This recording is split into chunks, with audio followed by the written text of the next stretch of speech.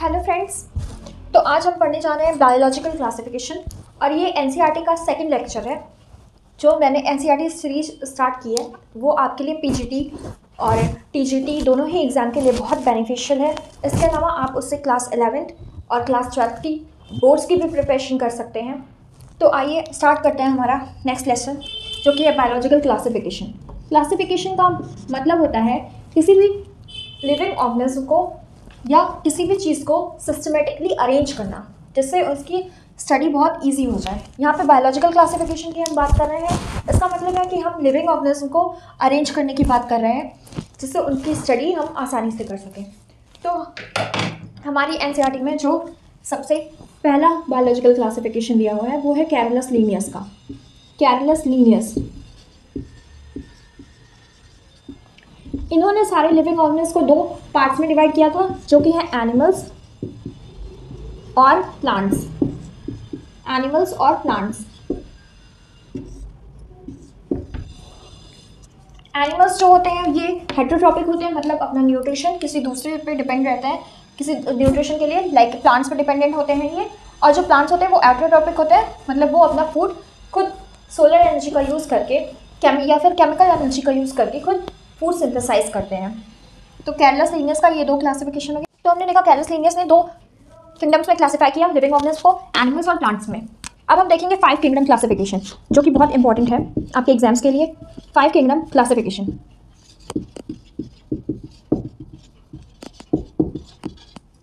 Five kingdom classification. तो 5 kingdom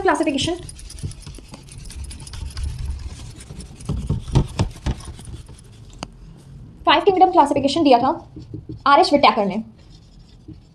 classification ये अभी तक का सबसे एक्सेप्टेड क्लासिफिकेशन है। इसको दिया था आर.एच. विटैकर ने। आर.एच. विटैकर इन द ईयर 1969 में आर.एच. विटैकर ने 5 किंगडम क्लासिफिकेशन दिया था। इन्होंने जब क्लासिफाई किया था तो लिविंग बींग्स को on the basis of their nutrition के बेसिस पे कि वो अपना फूड कैसे ऑब्टेन करते हैं, on the basis of their body structure या सेल टाइप कह सकते हैं, कैसा सेल है उनका, सेल का ऑर्गेनाइजेशन कैसा है, इस बेसिस पे। इसके अलावा लोकोमोशन के बेसिस पे, वॉल स्ट्रक्चर, उनकी सेल वॉल कैसी है, जैसे फंगस में सेल वॉल जो होती है वो काइटिन की बनी होती है, और प्लांट्स में सेलुलोज की सेल वॉल होती है, और एनिमल्स में वॉल एब्सेंट होती है। तो वॉल स्ट्रक्चर के बेसिस पे इन्होंने क्लासीफाई किया था। इसके अलावा इन्होंने रिप्रोडक्शन के बेसिस पे कि कैसे वो रिप्रोड्यूस करते हैं, एसेक्सुअली रिप्रोड्यूस करते हैं या सेक्सुअली रिप्रोड्यूस करते हैं, इस बेसिस पे। तो ये इनके क्राइटेरिया थे क्लासिफिकेशन के, जब इन्होंने 5 किंगडम क्लासिफिकेशन दिया था। तो इस 5 किंगडम में पहला है मोनेरा, दूसरा है प्रोटिस्टा, तीसरा है फंजाई, चौथा है प्लांटेई और पांचवा है एनिमेलिया। इन 5 किंगडम्स में आर.एच. विटैकर ने क्लासिफाई किया था सारे ही लिविंग ऑर्गेनिज्म को। अब इनके कैरेक्टरिस्टिक क्या है? मोनेरा में उन्होंने ऐसे ऑर्गेनिज्म को रखे थे, जो हमने पहले कैरोलस लीनियस का क्लासिफिकेशन देखा था, उसमें हमने ये देखा था कि उन्होंने बस प्लांट्स और एनिमल्स के बेसिस पे प्लांट और एनिमल 2 किंगडम दे दिए थे क्लासिफिकेशन के, लेकिन उन्होंने माइक्रोब्स को नहीं इंक्लूड किया था। उनके ड्रॉबैक्स थे कि उन्होंने माइक्रोब्स को नहीं इंक्लूड किया, फंगस का कोई पोजीशन नहीं था उनके क्लासिफिकेशन में, और इसके अलावा और भी छोटे छोटे ऑर्गेनिज्म जैसे एल्गी जो यूनिसेलर होते हैं उनको उठा के उन्होंने प्लांट्स में रख दिया था। तो वो उनके सेल स्ट्रक्चर के साथ, बाकी एल्गी के सेल स्ट्रक्चर के साथ वो मैच नहीं कर रहा था। तो ये उनके क्लासिफिकेशन के कुछ ड्रॉबैक्स थे। अब यहाँ पे आर.एच. विटैकर का जो क्लासिफिकेशन है, इसमें मोनेरा जो है ये प्रोकैरियोटिक ऑर्गेनिज्म है। प्रोकैरियोटिक मतलब क्या होता है कि इनका न्यूक्लियस जो होता है वो प्रिमिटिव होता है। प्रो मतलब प्रिमिटिव, कैरियन मतलब न्यूक्लियस। ये ऐसे ऑर्गेनिज्म होते हैं जिनका न्यूक्लियस काफ़ी प्रिमिटिव होता है, इसलिए ये है प्रोकैरियोटिक, प्रिमिटिव न्यूक्लियस वाले ऑर्गेनिज्म। अब आपने देखा होगा किसी भी सेल में, मान लीजिए ये एक एनिमल सेल है, तो इसमें होगी बाहर प्लाज्मा मेम्ब्रेन, अंदर होगा न्यूक्लियस, ये है इसका न्यूक्लियस, और यहाँ पे कुछ सेल ऑर्गेनल्स प्रेजेंट होंगे जैसे माइटोकॉन्ड्रिया या फिर एंडोप्लाज्मिक रेटिकुलम, लाइसोसोम। तो ये membrane bound cell organelles present है इसमें। तो ये कैसी सेल है? प्रोकैरियोटिक सेल है। लेकिन एक जो यूकैरियोटिक सेल होती है, यूकैरियोटिक सेल, उसमें कोई भी मेम्ब्रेन बाउंड सेल ऑर्गेनल नहीं होते और न्यूक्लियस नहीं प्रेजेंट करता। न्यूक्लियस की जगह एक डेंस स्ट्रक्चर होता है जिसको हम न्यूक्लियोइड कहते हैं। तो न्यूक्लियोइड प्रेजेंट होता है, ऐसी सेल को हम प्रोकैरियोटिक सेल्स कहते हैं। प्रोकैरियोटिक, ये है प्रोकैरियोटिक सेल और ये है यूकैरियोटिक सेल। यूकैरियोटिक, ये प्रोकैरियोटिक सेल है और ये यूकैरियोटिक सेल है। तो यहाँ पे सेल्स कैसी हैं? प्रोकैरियोटिक है, मतलब उनमें प्रिमिटिव न्यूक्लियस है। इसके अलावा ये है यूनिसेलर, मतलब एक ही सेल के बने होते हैं। सारे ही प्रोकैरियोटिक ऑर्गेनिज्म हमेशा यूनिसेलर होते हैं और ये प्रोकैरियोटिक यूनिसेलर किस में आते हैं? मोनोरा ग्रुप में। इसके एग्जाम्पल है ब्लू ग्रीन एल्गी, जिसको बीजीए कहते हैं हम, या साइनोबैक्टीरिया भी कहते हैं। इसके अलावा बैक्टीरिया, ये दो आते हैं इस मोनोरा के अंदर। अब प्रोटिस्टा की अगर हम बात करते हैं तो प्रोटिस्टा में जो ऑर्गेनिज्म होते हैं वो यूकैरियोटिक होते हैं। यूकैरियोटिक, मतलब उनमें प्रिमिटिव न्यूक्लियस नहीं होता, उनमें एडवांस न्यूक्लियस होता है। जैसे कि ये यूकैरियोटिक सेल, तो ये ऑर्गेनिज्म जो होते हैं प्रोटिस्ट, ये यूकैरियोटिक होते हैं और ये भी यूनिसेलर होते हैं। ये भी यूनिसेलर, बस ये यूकैरियोटिक यूनिसेलर है, ये प्रोकैरियोटिक यूनिसेलर है। अब इसके एग्जाम्पल में आ जाते हैं आपके पैरामीशियम। पैरामीशियम, इसकी बॉडी स्लीपर लाइक यानी कि चप्पल की तरह की होती है, इसलिए इसको स्लीपर एनिमल क्यूल कहते हैं या स्लीपर ऑर्गेनिज्म कहते हैं। इसके बाद आ जाता है स्पोरोजोआ, सेलर होते हैं। और यूग्लिना, यूग्लिना जिसको कनेक्टिंग लिंक कहते हैं हम एनिमल्स और प्लांट्स के बीच में, क्योंकि इसमें कुछ एनिमल्स के भी कैरेक्टर पाए जाते हैं और कुछ प्लांट्स के भी, जैसे ये ऑटोट्रोपिक होता है। यूग्लिना के बारे में हमने पढ़ा, अब हम नेक्स्ट पढ़ेंगे fungi. Fungi, so fungi is a group of organism जिसमें जो कि हेटेरोट्रोपिक होते हैं। हेटेरोट्रोपिक, ये पैरासाइटिक भी हो सकते हैं और सैप्रोफाइटिक भी हो सकते हैं। ये मेनली डैम्प प्लेसेस में ग्रो करते हैं, डैम्प प्लेसेस, बिकॉज इनको इनकी ग्रोथ के लिए मॉइस्चर चाहिए होता है। और जो फंजाई होते हैं इनमें हाइफी प्रेजेंट होते हैं, स्पेशलाइज्ड स्ट्रक्चर होते हैं हाइफी, और ये हाइफी मिलके क्या बताते हैं? माइसीलियम का फॉर्मेशन करते हैं। Mycelium, mycelium. ये जो फंजाई होते हैं इनमें क्लोरोफिल एब्सेंट होता है, क्लोरोफिल एब्सेंट होता है, पर इसमें सेल वॉल प्रेजेंट होती है, सेल वॉल प्रेजेंट होती है। और ये सेल वॉल काइटिन की बनी होती है, काइटिनियस सेल वॉल होती है। ये जो होते हैं ये मोस्टली ऐसे एरियाज पे जैसे लॉग्स पे, फॉरेस्ट में या फिर डैम प्लेसेस में, जैसे मैंने बताया, इन पे ग्रो करते हैं। और इसके एग्जांपल है मशरूम, जिसको अगैरिकस कहते हैं, अगैरिकस। इसके अलावा ट्रफल्स, मोरल्स और पक्सीनिया, अस्टिलागो, ये सब आ जाते हैं। पक्सीनिया और अस्टिलागो ये डिजीज कॉज करते हैं। पक्सीनिया जो होता है वो रस्ट कॉज करता है और अस्टिलागो जो होता है वो स्टेम डिजीज कॉज करता है, सॉरी स्मट डिजीज कॉज करता है। तो ये हमने पढ़ा फंगस के बारे में। अब हम पढ़ते हैं प्लांट्स के बारे में। तो प्लांट्स के बारे में तो आपको पता है कि क्लोरोफिल प्रेजेंट होता है, सेलुलोज की सेल वॉल होती है, सेलुलोजिक सेल वॉल होती है, क्लोरोफिल प्रेजेंट होता है।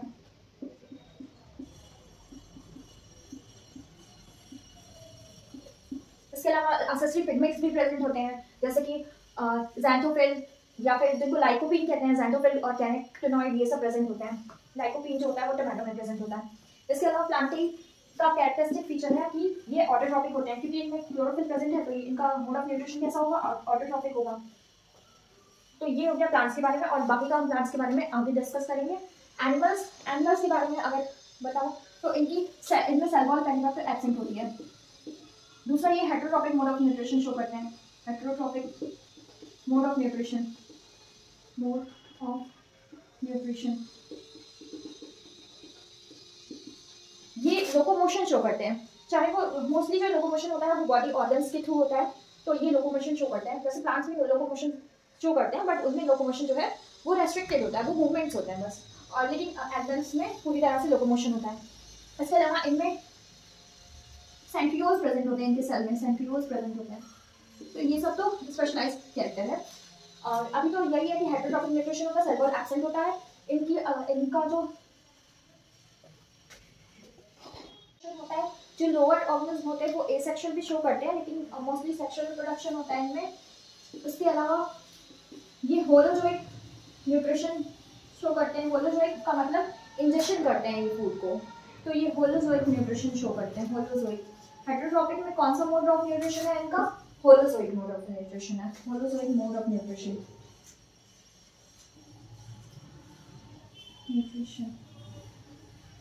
तो ये हमने डिस्कस किया पूरा आर.एच. विटैकर की क्लासिफिकेशन के बारे में। एक बार हम फिर से देख लेते हैं। तो आर.एच. विटैकर ने 1969 में 5 किंगडम क्लासिफिकेशन दिया था, जिसमें से पहला है मोनरा, दूसरा प्रोटिस्टा, तीसरा फंजाई, चौथा प्लांटिंग और पांचवा एनिमेलिया। जो मोनरा है वो प्रोकैरियोटिक होते हैं, यूनिसेलुलर होते हैं। जो प्रोटिस्टा है वो यूकैरियोटिक होते हैं और ये भी यूनिसेलुलर होते हैं। और फंजाई जो होते हैं वो हेटेरोट्रॉपिक होते हैं, ये भी यूकैरियोटिक होते हैं और मल्टीसेलुलर होते हैं। इनमें स्पेशलाइज्ड स्ट्रक्चर हाइफी प्रेजेंट होती है, हाइफी मिलकर माइसीलियम बनाता है। क्लोरोफिल इनमें एब्सेंट होता है। सेल वॉल काइटिन की बनी होती है, इसलिए काइटिनियस सेल वॉल बोलते हैं। ये ग्रो करते हैं लॉग्स पे, मशरूम एग्जाम्पल है इसका, जिसको अगैरिकस कहते हैं, पक्सीनिया, अस्टिलैगो, ये दोनों डिजीज कॉजिंग फंजाई हैं। उसके अलावा प्लांटी में सेलुलोजिक सेल वॉल होती है, क्लोरोफिल एब्सेंट होता है, ऑटोट्रोपिक मोड ऑफ न्यूट्रिशन होता है और ये ट्रीज, हर्ब और श्रब में डिवाइडेड होते हैं। एनिमल्स होता है उसमें सेल वॉल एब्सेंट होता है, हेटेरोट्रोपिक मोड ऑफ न्यूट्रिशन होता है, सेंट्रियोल प्रेजेंट होता है, सेक्सुअल रिप्रोडक्शन होता है, होलोजोइक मोड ऑफ न्यूट्रिशन होता है। तो ये हमने पूरा डिस्कस किया आर.एच. विटैकर के क्लासिफिकेशन के बारे में।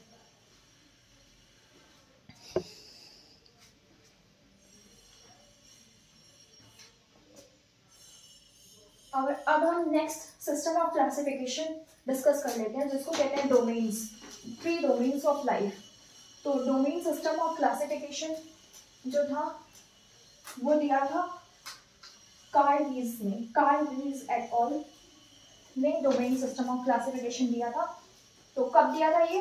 1990 में ये सिस्टम ऑफ क्लासिफिकेशन दिया था। यूग्लिया के बारे में हमने पढ़ा। अब हम नेक्स्ट पढ़ेंगे fungi. So fungi is a group of organism जिसमें जो कि हेटेरोट्रॉपिक होते हैं, ये पैरासाइटिक भी हो सकते हैं और सैप्रोफाइटिक भी हो सकते हैं। ये मेनली डैम्प प्लेसेस में ग्रो करते हैं, डैम्प प्लेसेस, बिकॉज इनकी ग्रोथ के लिए मॉइस्चर चाहिए होता है। और जो फंजाई होते हैं इनमें हाइफी प्रेजेंट होते हैं, स्पेशलाइज्ड स्ट्रक्चर होते हैं हाइफी, और ये हाइफी मिलके क्या बताते हैं? माइसीलियम का फॉर्मेशन करते हैं, माइसीलियम।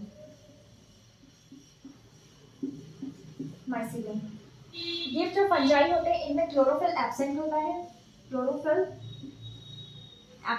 है, पर इसमें सेल वॉल प्रेजेंट होती है, और ये सेल वॉल काइटिन की बनी होती है, काइटिनियस सेल वॉल होती है।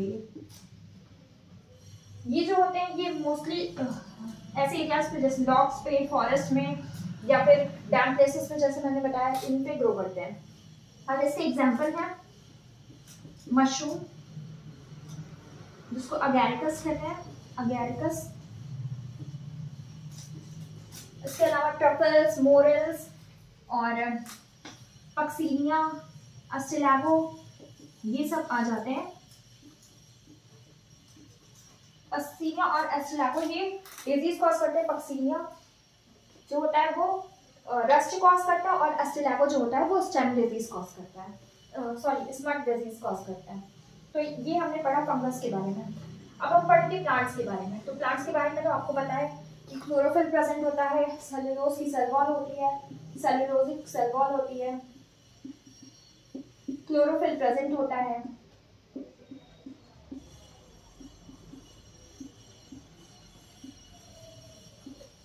इसके अलावा एक्सेसरी पिगमेंट्स भी प्रेजेंट होते हैं, जैसे कि ज़ैंथोफिल, या फिर जिनको लाइकोपीन कहते हैं, ज़ैंथोफिल और कैरोटीनॉइड, ये सब प्रेजेंट होते हैं।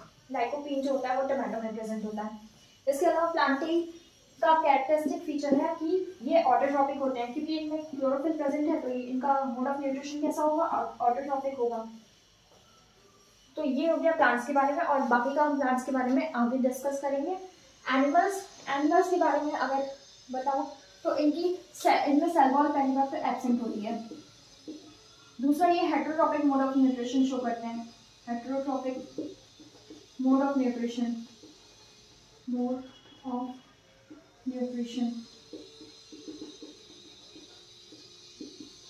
ये लोकोमोशन शो करते हैं, चाहे वो मोस्टली जो लोकोमोशन होता है वो बॉडी ऑर्गन्स के थ्रू होता है, तो ये लोकोमोशन शो करते हैं। वैसे प्लांट्स में लोकोमोशन शो करते हैं, बट उनमें लोकोमोशन जो है वो रेस्ट्रिक्टेड होता है, वो मूवमेंट्स होते हैं बस, और लेकिन एनिमल्स में पूरी तरह से लोकोमोशन होता है। इसके अलावा इनमें सेंट्रियोल्स प्रेजेंट होते हैं, इनके सेल में सेंट्रियोल्स प्रेजेंट होते हैं। तो ये सब तो स्पेशलाइज्ड कैरेक्टर है। और अभी तो यही है कि हेटेरोट्रॉपिक न्यूट्रिशन होता है, सेल वॉल एब्सेंट होता है, इनकी होता है। जो लोअर ऑर्गन्स होते हैं वो एसेक्सुअल भी शो करते हैं, लेकिन मोस्टली सेक्सुअल रिप्रोडक्शन होता है इनमें। इसके अलावा ये होलोजोइक न्यूट्रिशन शो करते हैं। होलोजोइक का मतलब इंजेक्शन करते हैं ये फूड को, तो ये होलोजोइक न्यूट्रिशन शो करते हैं। होलोजोइक हेटेरोट्रॉपिक में कौन सा मोड ऑफ न्यूट्रिशन है इनका? होलोजोइक मोड ऑफ न्यूट्रिशन है, होलोजोइक मोड ऑफ न्यूट्रिशन।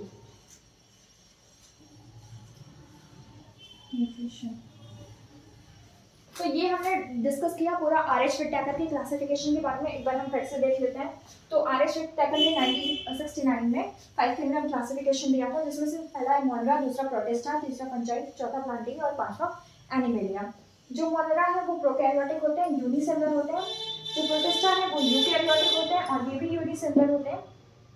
और फंजाई जो होते हैं वो हेटेरोट्रॉपिक होते हैं, ये भी यूकैरियोटिक होते हैं और मल्टीसेलुलर होते हैं। इनमें स्पेशलाइज्ड स्ट्रक्चर हाइफी प्रेजेंट होती है, हाइफी मिलकर माइसीलियम बनाता है। क्लोरोफिल इनमें एब्सेंट होता है। सेल वॉल काइटिन की बनी होती है, इसलिए काइटिनस सेल वॉल बोलते हैं। ये ग्रो करते हैं लॉग्स पे, मशरूम एग्जाम्पल है इसका, जिसको अगैरिकस कहते हैं, पक्सीनिया, अस्टिलैगो, ये दोनों डिजीज कॉजिंग फंजाई हैं। उसके अलावा प्लांटेई में सेलोजिक सेल वॉल होती है, क्लोरोफिल एब्सेंट होता है, ऑटोट्रोपिक मोड ऑफ न्यूट्रिशन होता है और ये ट्रीज, हर्ब और श्रब में डिवाइडेड होते हैं। एनिमल्स होता है उसमें सेल वॉल एब्सेंट होता है, हेटेरोट्रॉपिक मोड ऑफ न्यूट्रिशन होता है, सेंट्रियोल प्रेजेंट होता है, सेक्सुअल रिप्रोडक्शन होता है, होलोजोइक मोड ऑफ न्यूट्रिशन होता है। तो ये हमने पूरा डिस्कस किया आर.एच. व्हिटेकर के क्लासिफिकेशन के बारे में।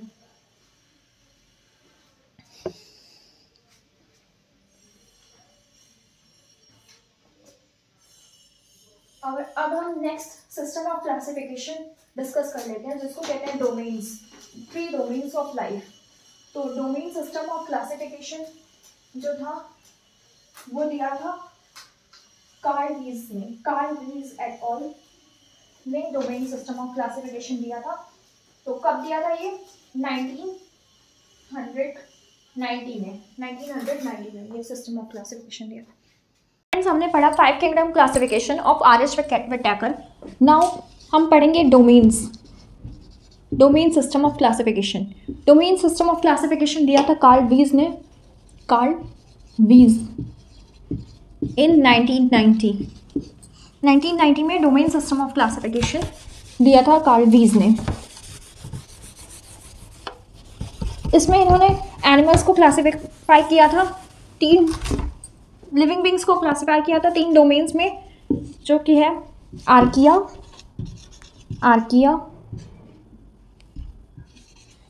यूबैक्टीरिया या बैक्टीरिया हम कह सकते हैं जिसको, बैक्टीरिया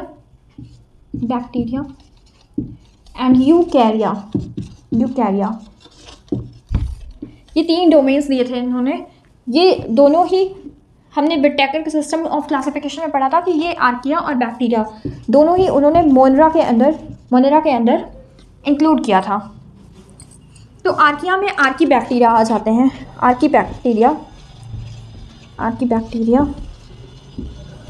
जो एक्सट्रीम कंडीशंस में भी सर्वाइव कर सकते हैं, जैसे हैलोफाइल्स होते हैं जो कि एक्सट्रीम सॉल्ट कंडीशन में भी सर्वाइव कर सकते हैं।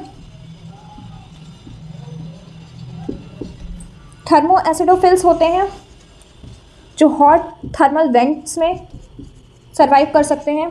उसके अलावा मिथेनोजेंस होते हैं, मिथेनोजेंस जो एनिमल्स के गट में सर्वाइव करते हैं और ये मीथेन प्रोड्यूसिंग बैक्टीरिया होते हैं। इसके अलावा बैक्टीरिया में अगर हम देखें तो बाकी के बैक्टीरिया जो हैं वो इस बैक्टीरिया के अंदर आगे जो ट्रू बैक्टीरिया होते हैं, जैसे कि क्लॉस्ट्रीडियम, बैसिलस, कोकाइन, ये सारे बैक्टीरिया यूबैक्टीरिया के अंदर आते हैं। फिर यूकैरिया में बाकी के किंगडम्स इन्होंने रख दिए, तो प्रोटिस्टा, फंजाई, प्लांटेई और एनिमेलिया, ये चारों किंगडम आ गए आपके यूकैरिया में।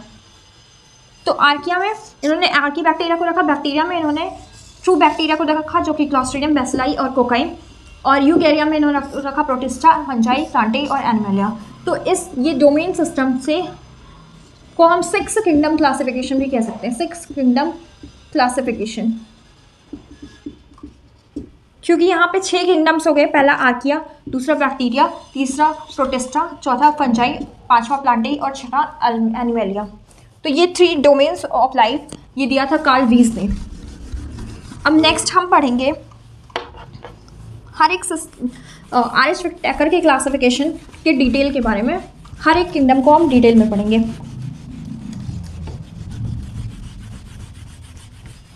सबसे पहले हम स्टार्ट करते हैं मोनेरा से। मोनेरा, जो मोनेरा किंगडम है, इसमें जैसा कि मैंने बताया आपको प्रोकैरियोटिक और यूनिसेलर ऑर्गेनिज्म आते हैं। इसमें बैक्टीरिया को on the basis of shape 4 shapes में क्लासिफाई किया गया है। ऑन बेसिस ऑफ शेप पहले होते हैं बैसिलाई, बैसिलस सिंगुलर है और बैसिलाई प्लूरल है, प्लूरल बैसिलाई। फिर दूसरे होते हैं कोकाई, कॉकस या कोकाई। फिर तीसरे होते हैं सार्सिनी और चौथे होते हैं विब्रियो,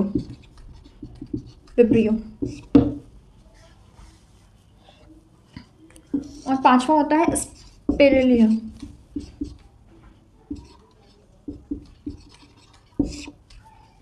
इसमें रॉड शेप के होते हैं, रॉड शेप के बैसिलस। जो कोकाई होते हैं वो सर्कुलर होते हैं। जो सार्सिनी होते हैं वो उनका अरेंजमेंट होता है in the form of bunch of grapes, grape के बंच जैसा अरेंजमेंट होता है। विब्रियो जो होता है वो कॉमा शेप्ड के होते हैं, कॉमा शेप्ड के बैक्टीरिया। स्पिरिलियम जो होता है वो स्पाइरल शेप्ड के बैक्टीरिया होते हैं, स्पाइरल शेप्ड। इसके अलावा हम बैक्टीरिया को क्लासिफाई कर सकते हैं on the basis of their flagella, flagella के बेसिस पे, फ्लैजिला के अरेंजमेंट के बेसिस पे, फ्लैजिलर अरेंजमेंट के बेसिस पे। तो इसमें भी एम्फीट्राइकस होते हैं, एम्फीट्राइकस, एट्राइकस, मोनोट्राइकस, लोफोट्राइकस और पेरीट्राइकस, पेरीट्राइकस। ये जो एम्फीट्राइकस होते हैं इसमें जो फ्लैजिला होते हैं वो दोनों एंड पे प्रेजेंट होगा, दोनों एंड्स पे फ्लैजिला होंगे, इनको हम कहते हैं एम्फीट्राइकस। एट्राइकस में कोई फ्लैजिला नहीं होंगे, फ्लैजिला एब्सेंट होंगे। मोनोट्राइकस में बस एक फ्लैजिला होगा, वो कहीं पे भी प्रेजेंट हो सकता है। लोफोट्राइकस पे एक एंड पे बंच ऑफ फ्लैजिला प्रेजेंट होते हैं, bunch of flagella at a single and. And peritrichous का मतलब है कि फ्लैजिला जो होंगे वो बॉडी के चारों तरफ प्रेजेंट होंगे, बॉडी के चारों तरफ प्रेजेंट होंगे पेरीट्राइकस। पेरीट्राइकस का बहुत ही इंपॉर्टेंट एग्जांपल है इस्ट्रेचिया कोलाई, ई कोलाई जिसको कहते हैं। तो ये हमने डिस्कस किया bacteria on the basis of their flagellar arrangement. इसके अलावा मोनेरा में आ जाते हैं ब्लू ग्रीन एल्गी, जिनको साइनोबैक्टीरिया कहते हैं। जो ब्लू ग्रीन एल्गी होते हैं वो फोटोसिंथेटिक होते हैं और वो अपना फूड खुद प्रोड्यूस करते हैं बाय यूजिंग सम केमिकल्स और बाय यूजिंग सनलाइट। एग्जाम्पल है बीजी या ब्लू ग्रीन एल्गी के नॉस्टॉक, एनामेना,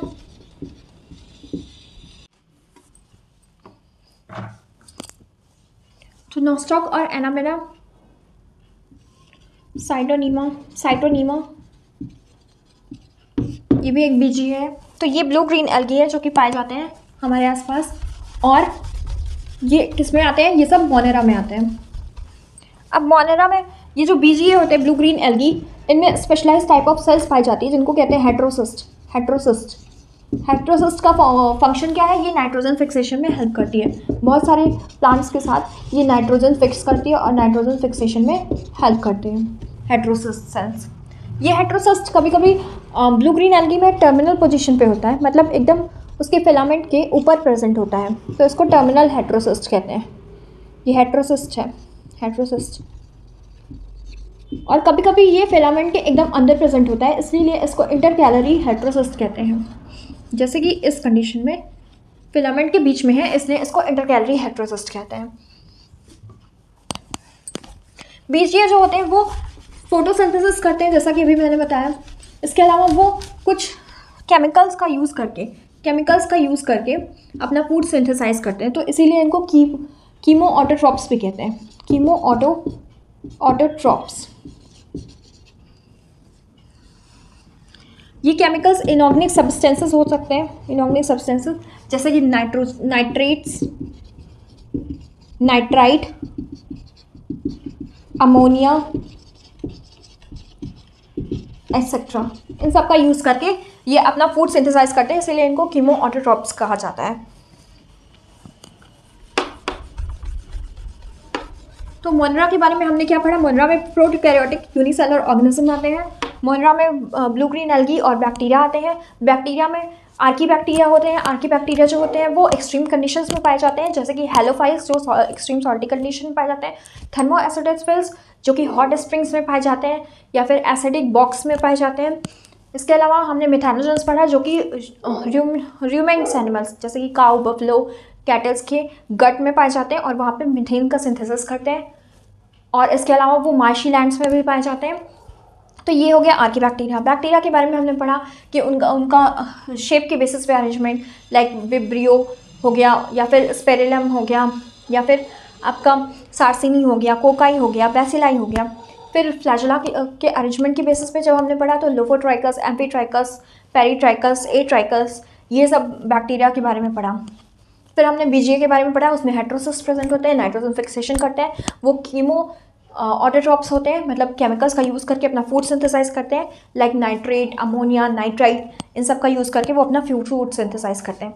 अब हम नेक्स्ट पढ़ेंगे प्रोटिस्टा के बारे में। नेक्स्ट किंगडम है प्रोटिस्टा। प्रोटिस्टा में जैसा कि मैंने बताया था आपको कि प्रोटिस्टा में जो होते हैं यूकैरियोटिक होते हैं, यूकैरियोटिक और यूनिसेलुलर ऑर्गेनिज्म होते हैं। अब इसमें वैरायटी ऑफ ऑर्गेनिज्म प्रेजेंट होते हैं, जैसे कि क्राइसोफाइट्स हो गए, क्राइसोफाइट्स, डायटम्स, डाइनोफ्लैचुलेट्स, डाइनोफ्लैचुलेट के नाम से ही लग रहा है, डाइनो मतलब टू, फ्लैचुलेट मतलब फ्लैचुला, में 2 फ्लैचुला पाए जाते हैं। इसके अलावा यूग्लिनोइड्स आ गए, यूग्लिनोइड्स, पैरामीशियम जिसको स्लिपर एनिमल्क्यूल कहते हैं। फिर ये स्पोरोजोआ, ईस्ट भी आपका प्रोटिस्टा के अंदर आता है। इसके अलावा जो आपके एनिमल्स हैं वो हैं स्लाइम मोल्ड्स, अमीबा, एंटमीबा, ये सब कुछ एग्जांपल्स हैं प्रोटोजोआ के, जो कि बहुत ही इम्पॉर्टेंट है और आपको ये याद रखना ज़रूरी है। अब प्रोटिस्टा के बारे में हम ये पढ़ेंगे। प्रोटिस्टा जो है वो, इनका जो क्लासिफिकेशन हुआ है, वो on the basis of locomotory structure के बेसिस पे हुआ है, मतलब ये कैसे लोकोमोशन करते हैं, ये कैसे मूवमेंट करते हैं, इस बेसिस पर इनका क्लासिफिकेशन किया गया है। सबसे पहले हम जिस क्लास के बारे में पढ़ेंगे वो है क्राइसोफाइट्स। इनको हम गोल्डन ब्राउन एल्गी भी कहते हैं, गोल्डन ब्राउन एल्गी। क्राइसोफाइट्स में आप क्या आते हैं? डेस्मिट्स जिनको गोल्डन एल्गी भी कहते हैं, और डायटम्स।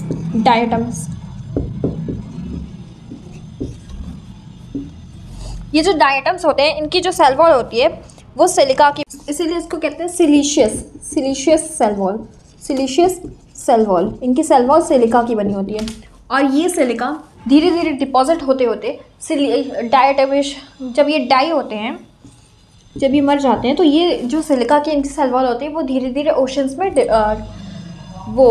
ओशंस में डिपॉजिट होती रहती है और डिपॉजिट होते ये बना लेती है डायटमेशियस अर्थ। इस डिपोजिशन को कहते हैं डायटमेशियस अर्थ। और ये बहुत हार्ड होता है और इनडिस्ट्रक्टेबल होता है। तो इसका हम यूज़ करते हैं पॉलिशिंग में। बहुत सारे इकोनॉमिक इम्पोर्टेंस है इसकी, लाइक पॉलिशिंग में किसी सरफेस को पॉलिश करना हो या फिर ऑयल और सिरप्स इन सबको फिल्टर करना हो तो हम इस डायटमेशियस अर्थ का यूज़ करते हैं। ये जो क्राइसोफाइट्स होते हैं ये मेनली मराइन वाटर में पाए जाते हैं, मराइन वाटर में पाए जाते हैं। अब इनके सेल स्ट्रक्चर के बारे में डिस्कस कर लेते हैं हम डायटम्स के। तो अगर हम डायटम्स का सेल स्ट्रक्चर देखें तो इनका जो सेल वॉल होता है वो दो स्ट्रक्चर से मिलके बना होता है। वो सोप लाइक एक दूसरे में दोनों स्ट्रक्चर फिट होते हैं। जो ऊपर वाला स्ट्रक्चर होता है उसको हम कहते हैं एपिथीका, और जो नीचे वाला होता है उसको कहते हैं हाइपोथीका। ये दोनों स्ट्रक्चर एक दूसरे में फिट हो जाते हैं और ये है डायटम्स की cell wall, diatom cell wall. तो डायटम्स के बारे में हमने पढ़ा।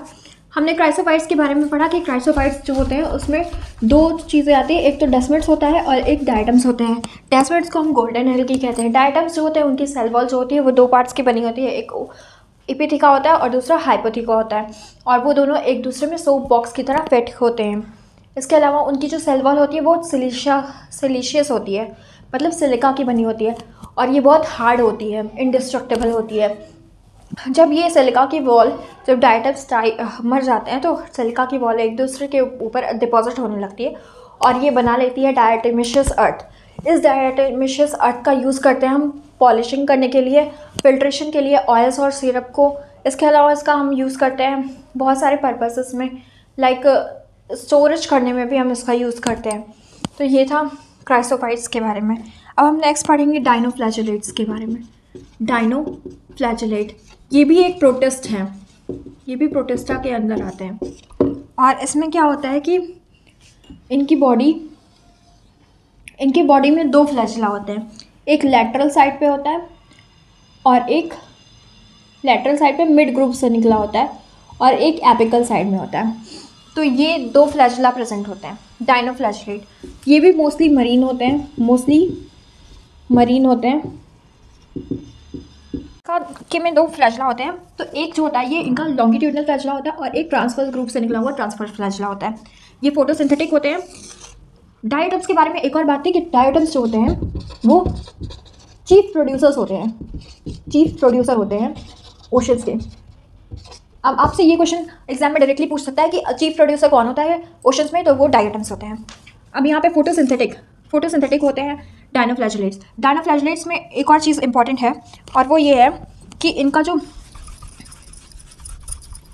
डाइनोफ्लैजेलेट्स में ये एक सेक्सीटॉक्सिन रिलीज़ करते हैं। सेक्सीटॉक्सिन, कुछ डाइनोफ्लैजेलेट्स सेक्सीटॉक्सिन रिलीज़ करते हैं जो कि बहुत ही टॉक्सिक होता है फॉर मरीन एनिमल्स। और यहाँ पे बहुत सारे ओशंस में ऐसा देखा गया है, बहुत सारी सीज में ऐसा देखा गया है कि ये टॉक्सिक होते हैं मरीन एनिमल के लिए या वहाँ के एक्वाटिक एनिमल्स के लिए, जिससे ये बहुत जल्दी मर जाते हैं मरीन एनिमल्स अगर डाइनोफ्लैजेलेट प्रेजेंट होते हैं। एक ऐसा ही डाइनोफ्लैजेलेट है गोनियोलैक्स।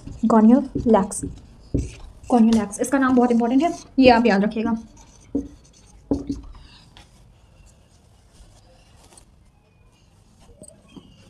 इसके बाद हम पढ़ते हैं यूग्लिनॉइड्स के बारे में। यूग्लिनॉइड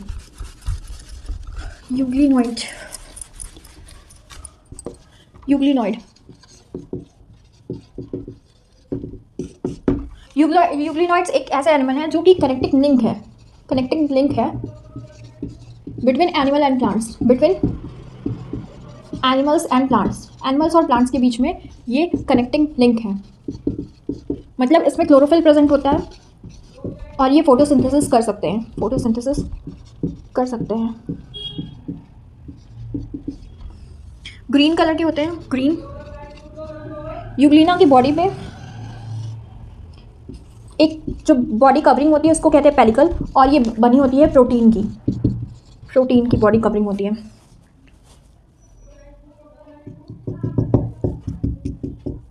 और इसमें सेल वॉल एब्सेंट होती है, अनलाइक अदर प्लांट्स इसमें सेल वॉल एब्सेंट होती है। तो ये है इसका एनिमल का कैरेक्टर कि इसमें सेल वॉल एब्सेंट होती है। प्लांट का कैरेक्टर ये है कि इसमें प्लास्टिक प्रेजेंट होते हैं, क्लोरोफिल प्रेजेंट होते हैं, जिससे ये फोटोसिंथेसिस कर सकता है। मेजॉरिटी में जो एनिमल्स हैं वो फ्रेश वाटर एनिमल्स हैं, पर कुछ कुछ मरीन वाटर में भी रहना पसंद करते हैं। इनकी बॉडी काफ़ी फ्लेक्सिबल होती है ये पेलिकल की वजह से, और इनके अंदर 2 फ्लैजिला प्रेजेंट होता है। एक लॉन्ग फ्लैजिला होता है और एक शॉर्ट फ्लैजिला प्रेजेंट होता है।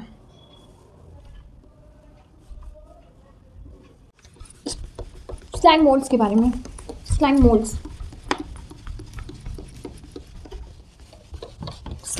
जो होते हैं उनकी बॉडी काफ़ी स्लाइमी होती है और वो फंजाई जैसे सैप्रोफाइटिक होते हैं। सैप्रोफाइटिक मतलब डेड डिकेइंग ऑर्गेन्स पे ग्रो करते हैं, सैप्रोफाइटिक होते हैं। इसके अलावा फेवरेबल कंडीशन में सैप्रोफाइट्स में फ्रूटिंग बॉडी का फॉर्मेशन होता है, जिससे ये रिप्रोड्यूस करते हैं, फ्रूटिंग बॉडी फॉर्म करते हैं या स्पोर्स का प्रोडक्शन करते हैं, जिससे ये रिप्रोड्यूस करते हैं। ये एक एग्रीगेट होके प्लाज्मोडियम ऐसा कुछ स्ट्रक्चर बना लेते हैं जो कि बाद में ग्रो करती है और मूव करती है, ऐसी कॉलोनी का फॉर्मेशन करते हैं स्लैंग मोल्ड्स। और ये डैम्प सॉइल में, डैम्प एरियाज़ में प्रेजेंट होते हैं क्योंकि ये मॉइस्चर लविंग होते हैं। तो ये हो गया स्लाइम मोल्ड्स के बारे में। अब हम नेक्स्ट पढ़ेंगे प्रोटोजोआ के बारे में। प्रोटोजोआ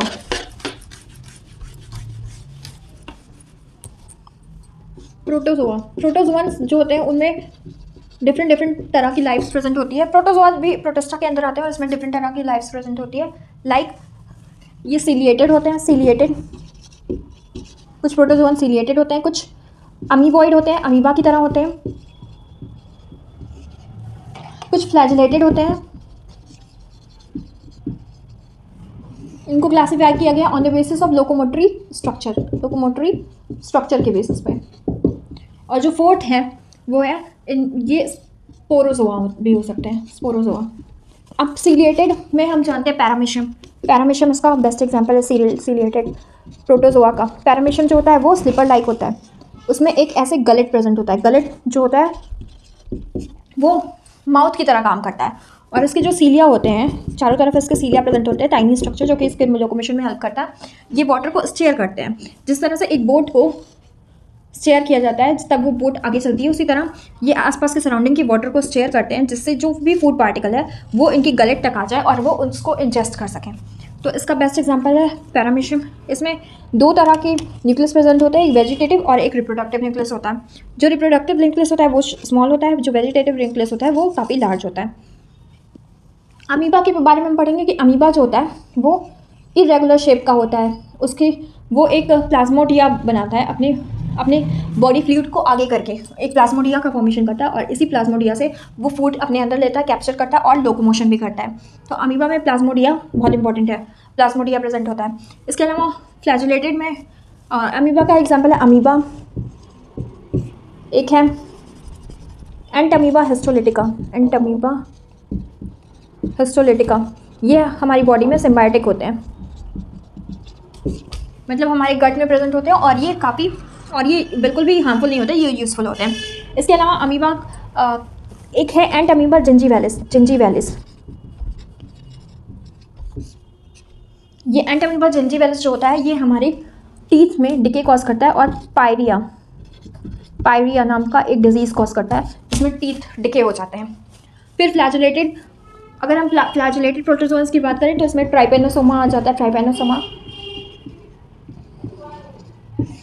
जो कि एक डिजीज़ कॉजिंग प्रोटोजोआ है और ये स्लीपिंग सिकनेस कॉज करता है, स्लीपिंग सिकनेस नाम की एक फ्लाई से फैलती है ये डिजीज़, सीसी फ्लाई। अब स्पोरोजोआ की बात करें तो स्पोरोजोआ में सबसे जो इम्पोर्टेंट है वो है प्लाज्मोडियम। ये क्या करता है, ये मलेरिया कॉजिंग प्रोटोजोआ है, मलेरिया कॉज करता है ह्यूमंस में, मलेरिया कॉज करता है। इसमें है example Plasmodium vivax, Plasmodium falciparum, और भी स्पीशीज़ हैं प्लाज्मोडियम की जो अलग अलग टाइप की मलेरिया कॉज करती है ह्यूमन बीइंग में। और ये जो मलेरिया का जो होस्ट होता है, जो इस प्लाज्मोडियम को लेके आता है, वो है female Anopheles mosquito, female Anopheles mosquito. तो हमने यहाँ तक पढ़ लिया। हमने मोनरा में पढ़ा कि यूनिसेलर होते हैं, प्रोकैरियोटिक होते हैं, प्रोटिस्टा जो होते हैं वो मल्टीसेलर होते हैं और यूकैरियोटिक होते हैं। और प्रोटिस्टा में आते हैं आपकी मोनरा में आते हैं ब्लू ग्रीन एल्गी और बैक्टीरिया, इसमें आर्की बैक्टीरिया हो जाता है और यू बैक्टीरिया। प्रोटिस्टा में आते हैं क्राइसोफाइट जिनमें दो कैटेगरीज है, एक है डायटम्स और जिनके सेल वॉल में सिलिका प्रेजेंट होता है, दूसरे हैं डेस्मिड्स जो कि गोल्डन कलर के होते हैं। इसके अलावा हमने पढ़ा कि डायनोफ्लैजिलेट्स होते हैं जिनमें 2 फ्लैजिला प्रेजेंट होता है, और होते हैं स्लाइम मोल्ड्स जो कि फंगस लाइक होते हैं और कॉलोनियल होते हैं और वेल डिफाइंड, उनमें सेल मेम्ब्रेन नहीं होती है। इसके अलावा हमने पढ़ा अभी इसके बारे में, प्रोटोजोआ के बारे में। इससे पहले हमने पढ़ा था यूग्लिनॉइड्स के बारे में, जो कि यूग्लिना होता है connecting link between plants and animals.